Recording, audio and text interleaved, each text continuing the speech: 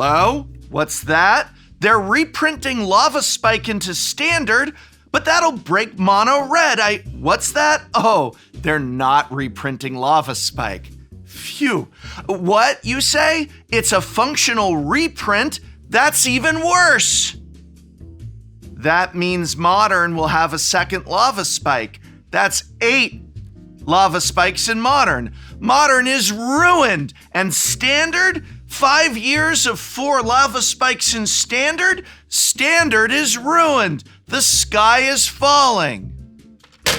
Or, that's what many Magic the Gathering players may be saying, but I'm not so sure they're correct. The card that has caused all of this uproar is Boltweave, a brand new card in Foundations that is similar to Modern Burn staple Lava Spike and will soon be in Standard for the next 5 years. It's certainly a strong card, but will it really ruin Standard? And is it going to ruin Modern as well? Well, no. But that doesn't mean it's not a good card, and it doesn't mean it is not going to be very relevant in multiple formats. And best of all, it's not the only Foundations card we can say this of. Magic Foundations is bringing a lot of cards that will shake up not only Standard, but other 60-card formats like Pioneer and Modern, and I want to talk about the most powerful new cards from Foundations, specifically for these 60-card formats. We're going to talk new card designs and only relevance to 60-card formats, so hold off on thinking about reprints and Commander relevance, because I just want to talk Standard, Pioneer, Modern, and where these cards will likely see play and why they're so good. And yeah, I want to start with Boltweave, but I've got many more. Boltweave or Boltwave, which is it? I was right the second time? Second time. Oh no, wait, actually, I want to start with a card called Jeweled Lotus. Do you think they'll ever unban Jeweled Lotus? Well, either way, I'm giving away 100 of them in a matter of days. That's right, this Thursday, November 7th at 11 a.m. and then again on Sunday, November 10th at 3 p.m. Pacific, we're giving away 100 Jeweled Lotuses. So tune in Thursday and then again on Sunday because we're giving away 50 Jeweled Lotuses on each show, and that's 100 total over the weekend. This entire weekend, starting on Thursday, is the Whatnot Card Show, the biggest card show on Earth. And Whatnot wanted to go big. So they said, how about you give away 50 Jeweled Lotuses? And I said, it's banned. And then they said, why is it still $50? And I said, I don't know. And they said, well, maybe give away 100 of them. And I said, okay. Whatnot is just if eBay and Twitch had a baby. People stream cool items to either auction off live or list at Buy It Now prices in their store. And right now, if you create a brand new account, I'll give you a $15 credit to spend anywhere on Whatnot. I'll have Tolarian Community College playmats and academic deck boxes and signed cards and all kinds of other goodies, and you get a free $15 credit to spend on whatever you want. Maybe just get some draft packs of Magic the Gathering. Claim your $15 when you create a new account at www.whatnot.com/invite/Tolarian College. And then show up and hang out with me this Thursday and then again on Sunday as I give away 100 Jeweled Lotuses, 100 of them. They're worth $50 each. Why? I don't know, but getting one for free is still pretty sweet. So tune in and hang out with me and maybe you will get one. I can't explain to Whatnot why this banned card is still worth so much, but I can say thank you, Whatnot, for giving me 100 copies to give away to my viewers. Ooh, and thank you for sponsoring this video. Boltweave is a 1-mana red sorcery that deals 3 damage to each opponent. That's just good, clean, no-nonsense burn, baby. Yes, it's basically the same thing as Lava Spike, though it doesn't target and can't hit planeswalkers. But is basically Lava Spike too powerful for Standard? I don't think so. I actually think that Boltweave, whichever. I think it's actually the perfect power level card to give the burn archetype a foundation to build off of in Standard for the next 5 years, which is what Foundations is all about. Boltweave is a very good card, don't get me wrong, but I think a good red burn deck is a healthy thing to exist in Standard, much healthier than the red pump spell aggro deck that's currently the primary red deck in Standard. The red pump spell that directly terrorized Arena Best of 1 is essentially a removal check deck. If you're playing against against it and you don't draw enough copies of Cut Down or Torch the Tower, you will lose. But if you do draw enough, you'll probably win. A traditional burn deck, on the other hand, is more interesting to play against. You need the right mix of removal for small creatures, counter magic or discard to trade for their burn spells, life gain to keep you alive, and a steady clock to kill your opponent before they draw enough burn to kill you. You have to play carefully to not die from burn to the face, but you aren't in danger of getting hit for 12, 16, or even 20 damage out of nowhere. Generally speaking, I would much rather see Boltweaves in Standard than Heartfire Heroes. Boltweave doesn't fit in the Heartfire Hero red decks that are the most popular flavors of red aggro in Standard at the moment, but I believe it will give red players a different possible direction for building their aggressive strategies. More variety of aggro is a great thing for Standard, as it keeps the format fresh and interesting, both for aggro lovers and their opponents. In Modern, adding 4 more 1-mana 3-damage spells to burn decks is certainly a big deal for the deck. But honestly, that's what the archetype needs to compete in a format defined by Ocelot Pride, Guide of Souls, and Flage, Titan of Fire's Fury. I don't think Boltweave puts Modern Burn over the top. If anything, it maybe gets them ever so slightly closer to parity with the rest of the format. So as usual, just because a card is super powerful doesn't mean it's going to tear a format in two. But Boltweave isn't the wave? But Bolt isn't the only— I wish it was Lightning Bolt, wouldn't that be good? Whatever you call it, it isn't the only new card from Foundations to keep an eye on for 60-card formats.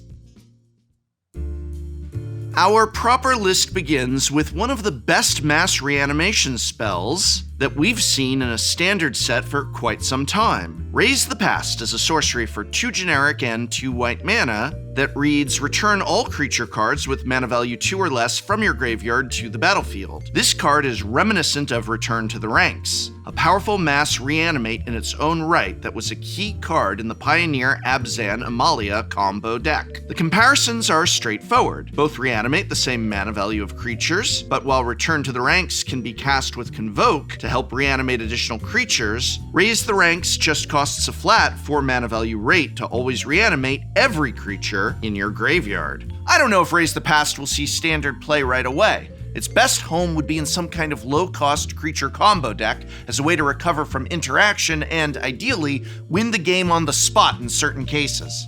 At the moment, no such deck actually exists, but Foundations is going to be legal for a long time, and I believe it's extremely likely that at some point in the next 5 years, there will be some kind of combo deck that entirely consists of creatures with mana value 2 or less. We're thinking long-term here, and when that deck does emerge, Raise the Past is immediately going to become a 4-of staple in its deck list. The pieces are already starting to come together. Bartolome de Presidio is one of the only free sack outlets in Standard, and he happens to cost just 2 mana. Vengeful Blood Witch in Foundations is the latest in a long line of Blood Artist variants that pay you off for sacrificing creatures. There are a lot of self-mill creatures in Standard that can help set up your big Raise the Past and act as an additional sack fodder. Some of them, like Philagi Archaeologist and Picklock Prankster, even help dig towards your Raise the Past. Heir Apparent, another new card in Foundations, might look like a meme, but given you can play as many copies as you'd like in your deck, it wouldn't be hard to create a massive board of rabbits off a single resolution of Raise the Past. All the hairs see each other enter at the same time, meaning a handful of Heir Apparents will give you an exponentially large board of rabbit tokens. I don't know how long it will take for Raise the Past to see play in Standard, but I do think it will eventually. In the meantime, it's also likely to find a home in Pioneer, which has more sack outlets as well as Stitcher Supplier and Satyr Wayfinder to help you with self-mill.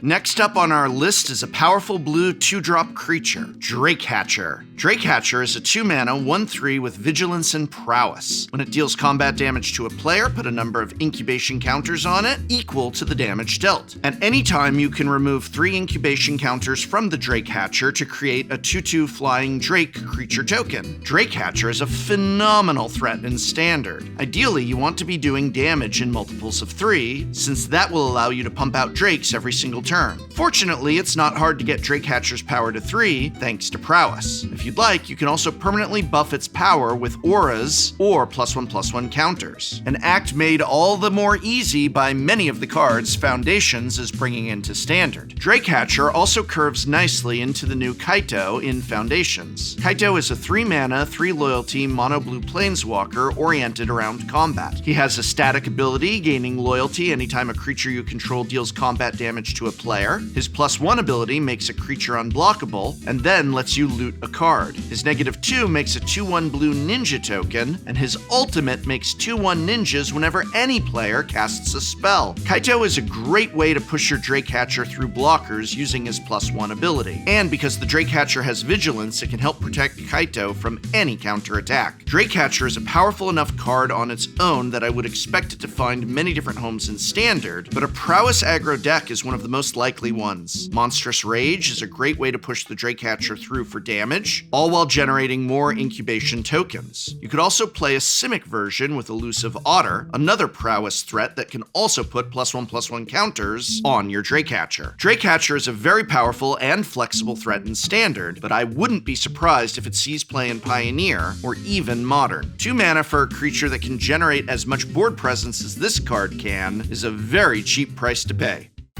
Drakehatcher is a very powerful and flexible threat in Standard, but I wouldn't be surprised if it sees play in Pioneer or even Modern. 2 mana for a creature that can generate as much board presence as this card can is a very cheap price to pay. Making even one 2/2 Drake off of Drakehatcher is an astounding rate for that 2 mana you spent, and it's not that hard to make many more than 1 Drake from this creature.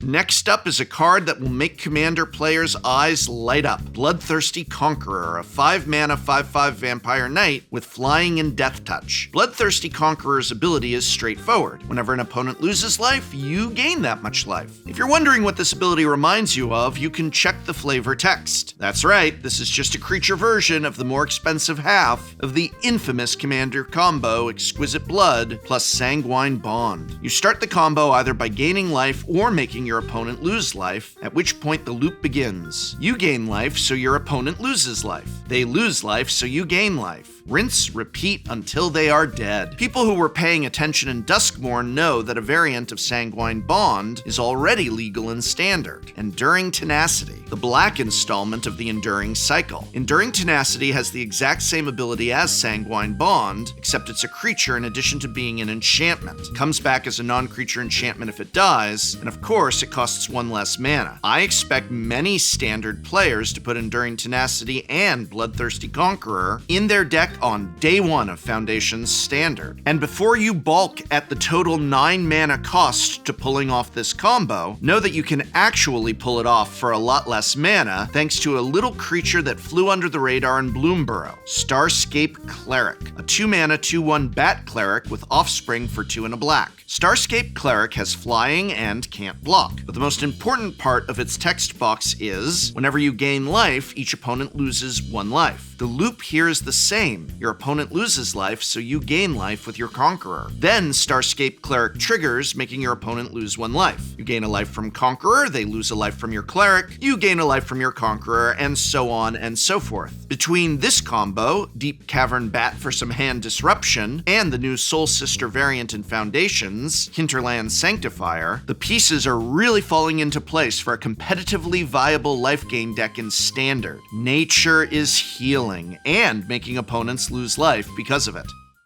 So what are the top 2 best new cards from Foundations for 60-card formats like Standard and Modern? Well,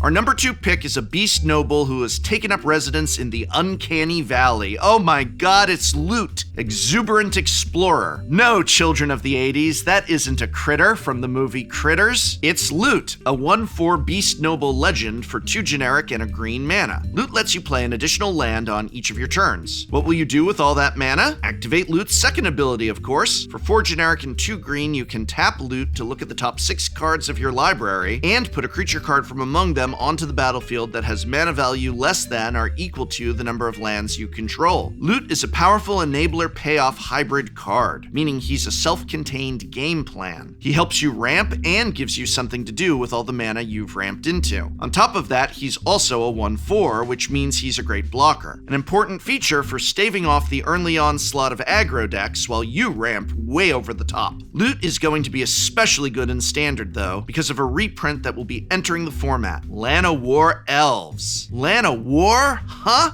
What are they good for? Well, an extremely powerful ramp in Standard, that's what. If you cast your Llanowar Elf on turn 1, you can cast Loot on turn 2, then play an additional land. You now have 4 mana in play. On turn 3, you can play 2 more lands, then activate Loot, putting a creature that costs 5 or less directly into play. Or you can just cast a 6-drop from your hand, whichever you'd prefer. One of the several great things about Loot is his activated ability. It's not restricted to sorcery speed, meaning that you can activate it at the end of your opponent's turn, put a creature in, then immediately untap and swing with that creature. That means your opponent won't have any time to prepare for whatever creature you happen to find before that creature dives into the combat trenches. Loot is a very strong card, but in older formats it's possible he'll be outshined by other ramp enablers like Dryad of the Elysian Grove and Azusa, Lost But Seeking. Its primary downside in Modern is that the best green ramp deck is Amulet Titan, and Loot's second ability plays poorly with bounce lands, since they reduce the number of total lands you have in play. Still, in Standard, I expect Loot to be an all-star, even if he does just look like Snarf from Thundercats. Remember Snarf? Snarf! All right, we're down to our number 1 pick, and I think that this really is the best new card for 60-card formats such as Standard, but remember, Foundations is huge, and we're going to see it for 5 full years. Nonetheless, my number 1 pick is...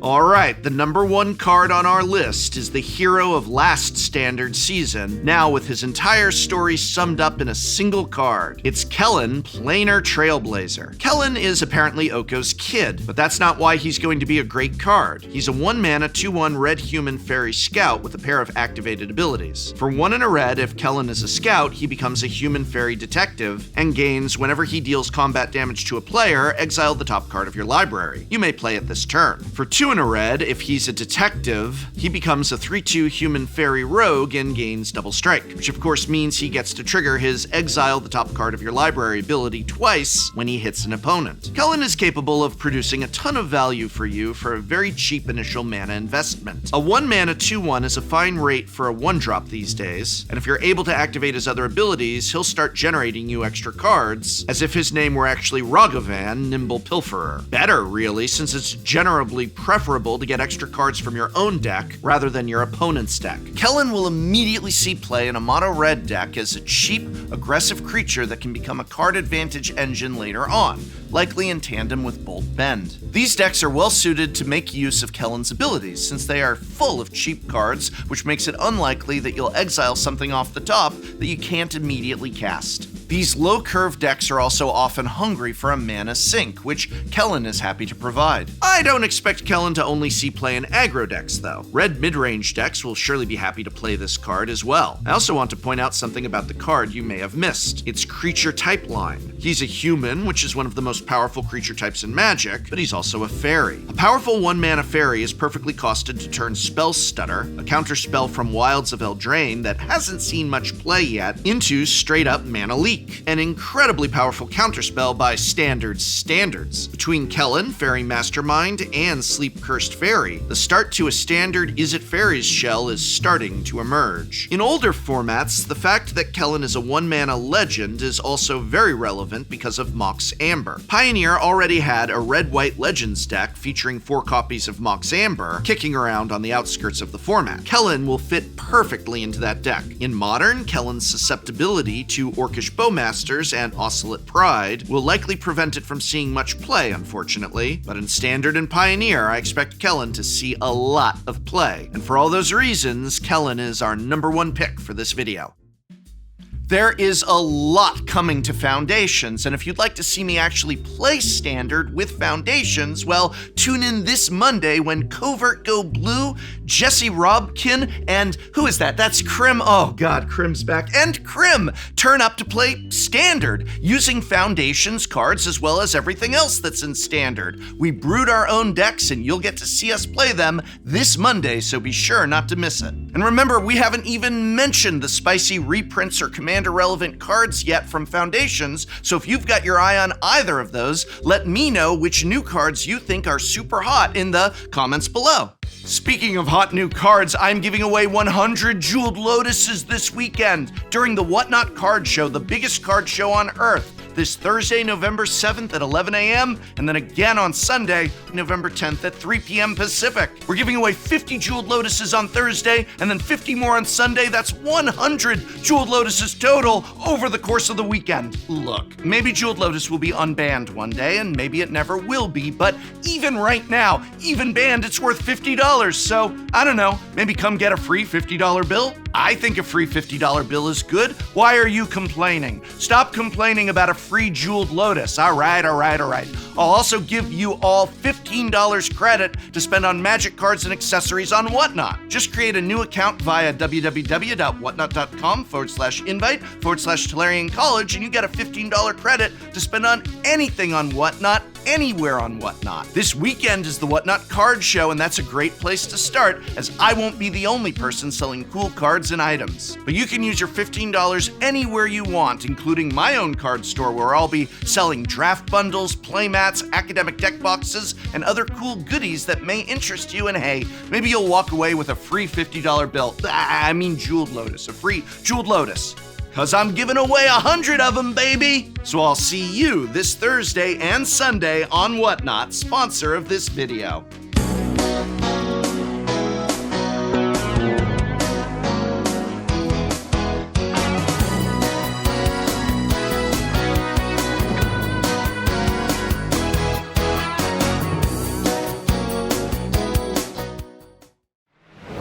Next time on Shuffle Up and Play. Today, I have invited Absolute Luminaries and Jimmy. Yes! Because we are doing a Commander boxing game, drafting old Magic the Gathering booster boxes. Feel free to rip open your booster packs. What'd you get? What'd you get? Cyclonic Oh! on the first pack? Oh, come on! Profits no blockers. I Oh my gosh, we get one. Wow. It's in the good story. All right, I go to 34. If I can find the thing on this. It's a spin down problem. So many basics. You're basic. Kathleen. Oh, are you thinking about sacrificing something? Just to kill his looter. It's so rude of you. I know, love it's- your style. I'm so happy when I said yes to coming up here.